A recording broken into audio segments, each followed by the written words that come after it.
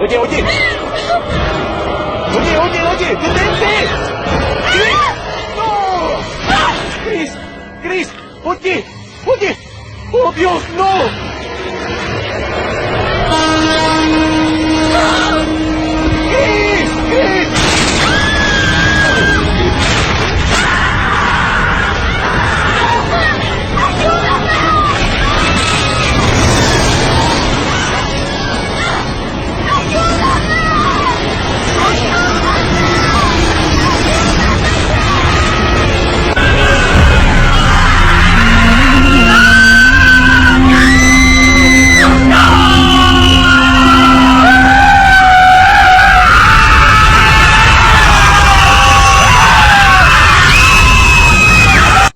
Todos estamos bajo la maldición del pecado. Las Escrituras declaran: por cuanto todos pecaron y están destituidos de la gloria de Dios. Veamos qué le sucede al pecador cuando muere. Este hombre pensaba que lo tenía todo. Según el relato de la Biblia, él pensó: diré a mi alma, muchos bienes tienes guardados para muchos años. Repósate, come, bebe, regocíjate.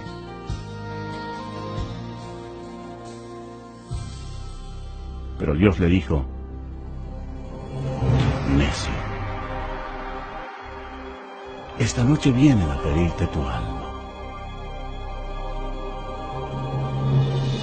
Y de la manera que está establecido para los hombres que mueran una sola vez, y después de esto, el juicio. Si bien todos nosotros somos como suciedad, y todas nuestras justicias como trapo de inmundicia, y caímos todos nosotros como la hoja, y nuestras maldades nos llevaron como viento. Es algo temible caer en las manos de un Dios enojado.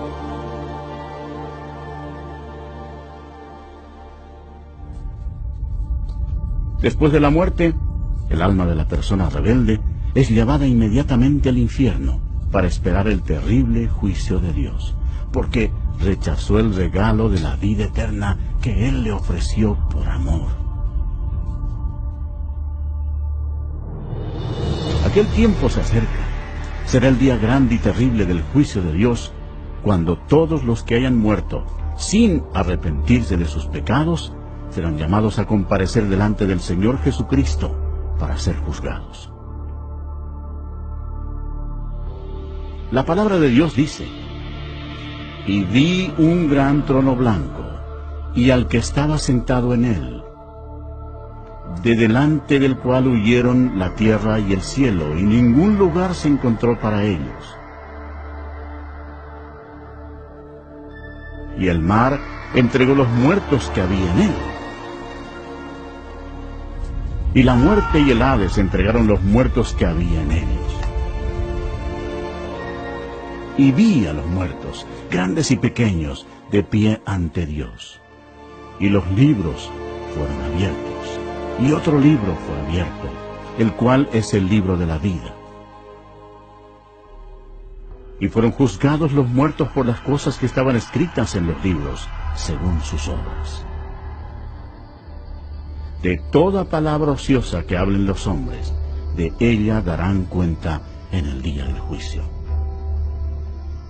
Cuando haya terminado, Dios pedirá a un ángel que abra el libro de la vida para ver si el nombre de la persona se encuentra allí.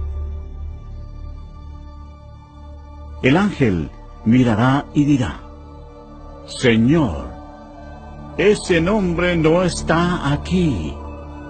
Y Dios dirá: apartaos de mí, malditos, al fuego eterno preparado para el diablo y sus ángeles. E irán estos al castigo eterno, y los justos a la vida eterna.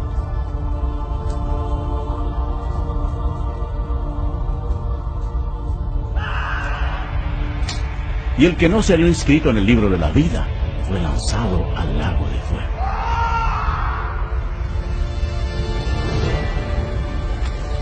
La Biblia dice y el humo de su tormento sube por los siglos de los siglos, y no tienen reposo de día ni de noche por toda la eternidad.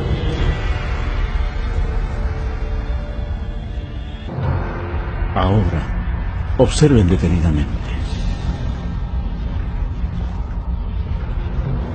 y vean los millones y millones que murieron en sus pecados. Jesús amó a la gente de tal manera que dejó los cielos para advertirles del infierno y del juicio. Él derramó su sangre preciosa, la sangre de Dios, para limpiar los pecados de ellos. Murió y resucitó de los muertos. Pero ninguno de ellos creyó en Él. Ninguno recibió a Jesús como su Señor y Salvador. En lugar de elegir la vida, eligieron la muerte. Por tanto, Jesús, como Dios Todopoderoso y Juez último, tenía que enviarlos allí, a su segunda muerte, en el nombre de Dios, antes que sea demasiado tarde, antes de morir.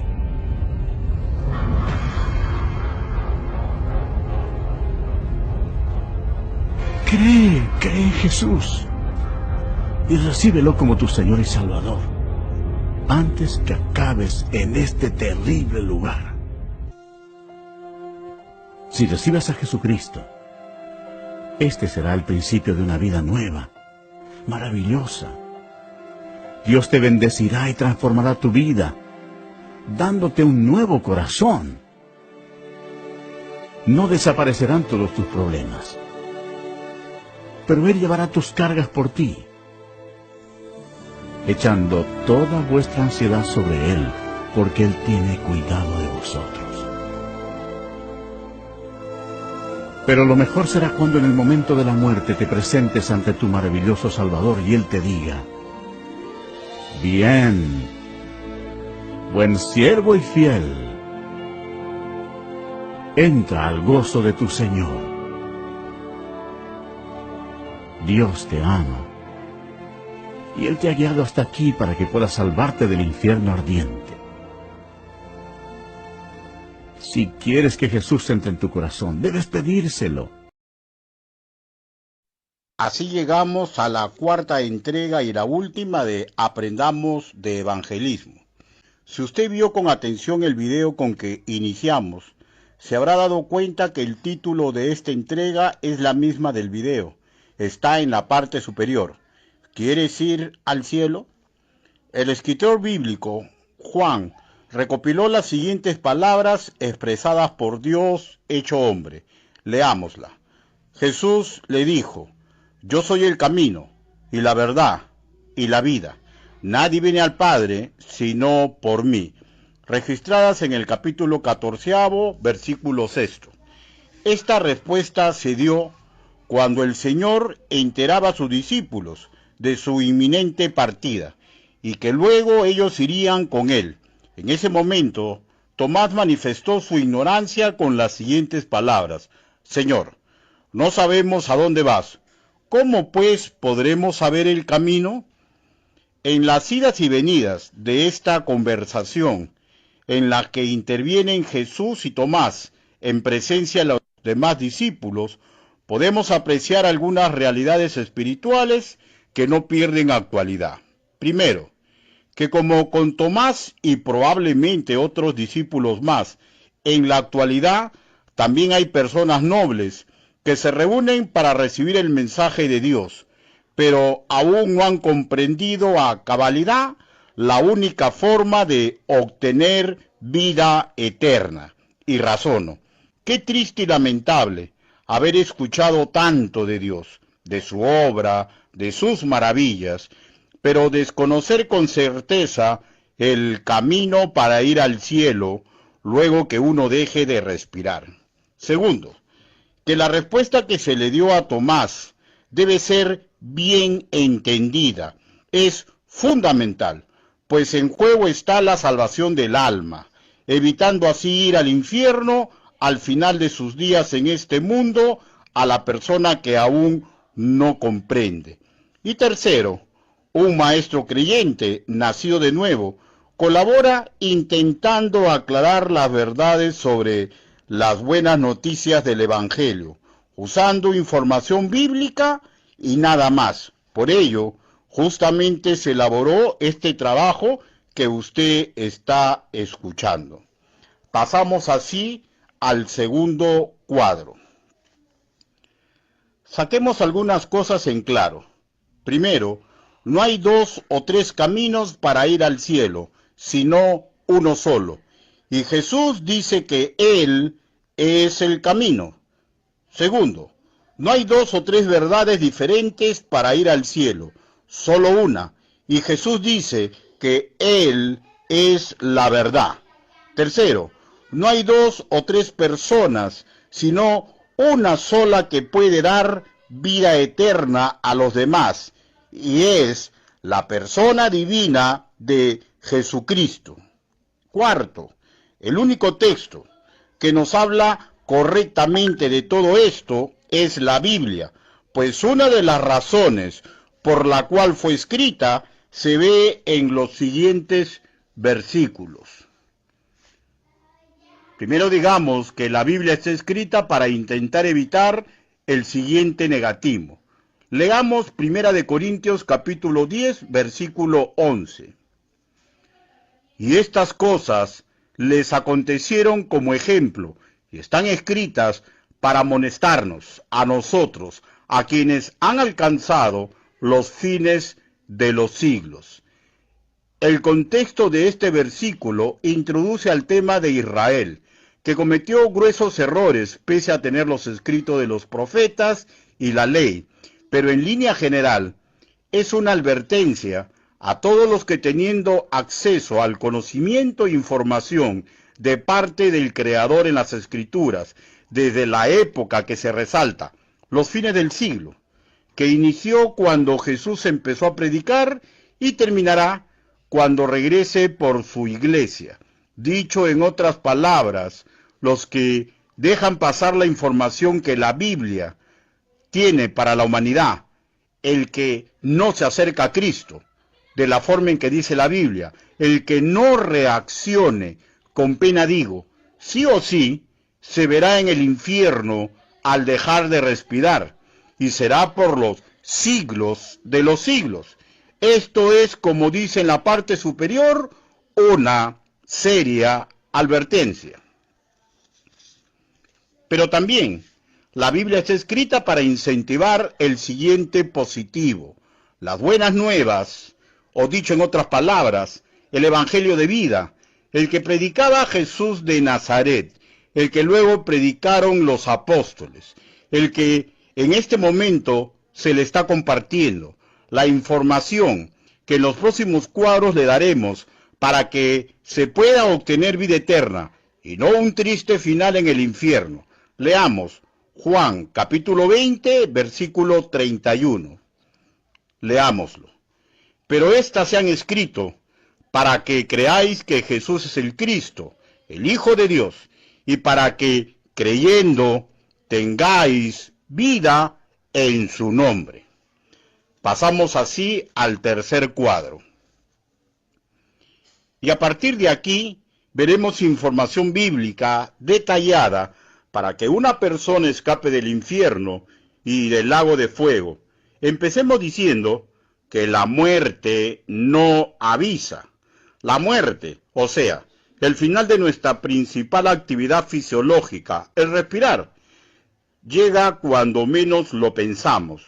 Un accidente como el que vimos en la caída de la dama en el paso de un tren, como relata la historia del video, o en un quirófano en medio de una operación, o caminando, o dormido, nadie sabe la hora en que su propia muerte sucederá. La parca es como un tren en marcha, solo el conductor impide su progreso. Pero si llega esta muerte, sin haber recibido a Cristo, el final trágico será el infierno, y ya muerto, nada ni nadie podrá ayudarle. Leamos Lucas, capítulo 12, versículo 20. Pero Dios le dijo: necio, esta noche vienen a pedirte tu alma, y lo que has provisto, ¿de quién será? Pasamos así al siguiente cuadro. Pregunto, ¿crees que lo tienes todo? ¿O es tu deseo tener muchas cosas? Y ¿sabes qué? Esto último que acabo de decir es normal. Todos tenemos aspiraciones a tener muchas cosas diversas. Pero les diré algo. Sin Cristo, nada tiene sentido, pues todo lo material o sentimental que logremos no nos puede dar vida eterna. Revisemos 3 versículos donde el apóstol Juan nos habla del cómo una persona se salva del infierno y del lago de fuego. Iniciemos en Primera de Juan, capítulo 5, versículo 12. Allí se nos dice que el que tiene al Hijo tiene la vida, el que no tiene al Hijo de Dios no tiene la vida. O sea, es solo cuestión de simple lógica. Jesucristo es el camino para ir al cielo y evadir el infierno. Él tiene la verdad que será útil para la salvación. Él tiene vida eterna para darnos. Si no estamos con Él, nada, nada, nada, nada, y podría repetirlo muchas veces, nada tiene sentido. Leamos ahora Juan, capítulo 3, versículo 36. El que cree en el Hijo tiene vida eterna, pero el que rehúsa creer en el Hijo no verá la vida, sino que la ira de Dios está sobre él. Notemos que dice rehúsa, una decisión propia de un ser humano. Y digamos que este creer implica conocimiento. ¿Cómo creer en alguien o en una verdad que no se nos explica? Su obra salvadora comienza a tomar sentido en base a la segunda parte del siguiente versículo que leeremos en Juan, capítulo 1, versículo 29. Ahí se escribe lo siguiente: el siguiente día vino Juan a Jesús que venía a él y le dijo: he aquí el Cordero de Dios que quita el pecado del mundo. Explico. Un solo pecado imposibilita que vayamos luego de morir a la casa celestial del Creador. Surge una interrogante. ¿Por qué un solo pecado lo imposibilitaría? Permítame seguir explicando. Dios es luz, vida, y no puede convivir con la oscuridad, simbolismo del pecado, de la degradación, y esto puede ser comprendido con un simple ejercicio. En un cuarto aislado, apague la luz, y notará que la oscuridad se posa en todo el lugar. Al cambiar la posición del interruptor, se apreciará que la oscuridad desaparece completamente, lo que implica que ambas no pueden coexistir en el mismo lugar. Son polos opuestos, luz y oscuridad, y no se atraen, por el contrario, se rechazan. Así se explica esta verdad espiritual, que Dios no puede habitar con nada que contenga pecado. Es por ello que Cristo murió en la cruz, para pagar nuestros pecados, para poder así, al final de nuestros días, ir a habitar a la casa celestial. Además, para no transgredir la ley divina de que la paga del pecado es muerte, que cada uno de nosotros merecemos por nuestros propios pecados. La Biblia dice: porque también Cristo padeció una sola vez por los pecados, el justo por los injustos, para llevarnos a Dios, siendo a la verdad muerto en la carne, pero vivificado en espíritu. Registrado en Primera de Pedro, capítulo 3, versículo 18. Jesucristo en la cruz del Calvario pagó nuestra deuda, que nosotros no podemos cancelar. Así se nos entera en Hechos, capítulo 4, versículo 12. Leámoslo. Y en ninguno otro hay salvación, porque no hay otro nombre bajo el cielo dado a los hombres en que podamos ser salvos. Y luego de resucitado, ascendió a los cielos, para estar al lado del Padre Celestial, desde donde cuida de los suyos por siempre. Y por ello simplemente se nos pide que agradecidamente nos alejemos del pecado que existe en este mundo terrenal. Así se nos dice en 1 de Juan, capítulo 2, versículo 1. Hijitos míos, estas cosas os escribo para que no pequéis, y si alguno hubiera pecado, abogado tenemos para con el Padre, a Jesucristo el justo. Surge otra pregunta lógica, y para ello vayamos al siguiente cuadro. ¿Hay algo más que necesitamos saber? La respuesta es positiva. Sí, no solo es pedirle que perdone todos los pecados que cometimos, hay que arrepentirse, metanoia, de la antigua mala manera de vivir. Leamos Hechos, capítulo 17, versículo 3. Pero Dios, habiendo pasado por alto los tiempos de esta ignorancia, ahora manda a todos los hombres en todo lugar que se arrepientan, que cambien de rumbo. Tal como se escribe en la parte superior, solicita un cambio de rumbo.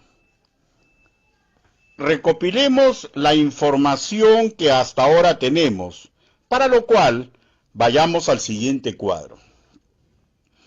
Veamos la información bíblica recopilada para la salvación del alma, para ir al cielo. Primero, sin Cristo, nuestro final es el infierno. Segundo, tenemos que creer en Él. Murió en la cruz por nuestros pecados, que así nos salva, pagando una deuda que nosotros no podemos pagar. Tercero, tenemos que arrepentirnos. Ya sabemos, cambiar el rumbo de nuestra vida, un deseo sincero de hacer bien las cosas, a partir del momento de pedir humildemente el regalo de vida eterna. Solo faltaría el último dato escritural, sumamente importante, tan importantes como los que ya escuchó, para que luego de conocerlo, sumado a lo ya recopilado, una persona que desea ser salva, se lo pida a Dios Padre, con sumo respeto y humildad, y lo diré. Reconocer a Jesús como Dios de su vida, reconocerlo como su guía, reconocerlo como Señor. La información completa está en Romanos capítulo 6, versículo 23. Leámosla. Porque la paga del pecado es muerte, mas la dádiva de Dios es vida eterna en Cristo Jesús, Señor nuestro. Explico iniciando por lo subrayado. Implica el acto de unirnos a Jesucristo, estar en donde Él está. Dicho en otras palabras, ser parte de la unidad espiritual que se llama Iglesia, del cual Él, Jesucristo, es la cabeza. La segunda palabra, término o título divino que podemos apreciar es Cristo, el ungido, o sea, reconocer que el Salvador que murió en la cruz para cancelar esa deuda es Jesús, la deuda por nuestros pecados, que ninguno de nosotros la puede pagar. El tercer término o título divino, Señor, que Jesús es un ser divino, o sea, reconocer que es la misma esencia que el Padre Celestial y que tiene la misma esencia del Espíritu Santo. Y el último término, nuestro, habla de la relación personal con Jesús, la que le pediremos para obtener el regalo de vida eterna, que se activará o iniciará al declarar todo lo que está explicado ante el Padre Celestial en una oración, o diga usted una conversación que usted tendrá con Él, pidiendo, repito, sea lo que implica los dos términos para nosotros. Repito, reconocer y pedir humildemente, sea nuestro Cristo o Salvador personal. Reconocer que Jesús es Dios Todopoderoso y como tal, reconocer que nos arrepentimos de todo lo malo que hemos hecho y pedirle que sea nuestro guía, el Señor de nuestra vida, porque solos no podemos vencer al pecado cotidiano que nos rodea. Los que así hicieren, en una conversación personal con el Padre Celestial, serán considerados hijos de Dios, pues así se estipula en el Evangelio de Juan, capítulo 1, versículo 12. Mas a todos los que le recibieron, a los que creen en su nombre, le dio potestad de ser hechos hijos de Dios, dicho en otras palabras, sus hijos adoptivos. Para que en este mundo tan pecador ayuden a otros enseñándoles el mismo mensaje de salvación e imitando a Cristo, el primogénito entró entre todos los creyentes. Y así, y sólo así, al final de sus días, puede escuchar nítidamente palabras divinas parecidas a estas. Bien, buen siervo y fiel. Sobre poco has sido fiel, sobre mucho te pondré. Entra en el gozo de tu Señor. Registradas en el Evangelio según el hermano Mateo, capítulo 25, versículo 23. Recordemos, Dios a nadie obliga, pues el amor es voluntario, no puede ser forzado. Pero les diré una verdad que aprecié en mi vida y es probable que muchos hayan apreciado lo mismo. Cada día que pasa, le amo más. Él es único, es incomparable. No hay nadie que me comprenda como Él. No hay nadie que me apoye como Él. Su guía es maravillosa. ¡Ja! Y también me castiga para corregirme, pues su amor es perfecto y ninguna arista para que yo mejore escapa a su santa voluntad. Y hará todo lo suyo para mejorarme. La verdad absoluta es que sin Él nada bueno tendría. Todo lo mío a lo largo del tiempo se habría podrido. Cuando me presentaron el Evangelio, la buena noticia, esa fue mi elección. Usted decidirá la suya propia. Repito, ¿es Cristo o no es nada? No hay un tercer camino. Terminemos formulando nuevamente la pregunta con que inició toda esta exposición. ¿Quieres ir al cielo? La única forma está ahí. Leámosla. El que tiene al Hijo, tiene la vida. El que no tiene al Hijo de Dios, no tiene la vida. Registrado en la primera carta universal del apóstol Juan, capítulo 5, versículo 12. Dios los bendiga a todos ustedes.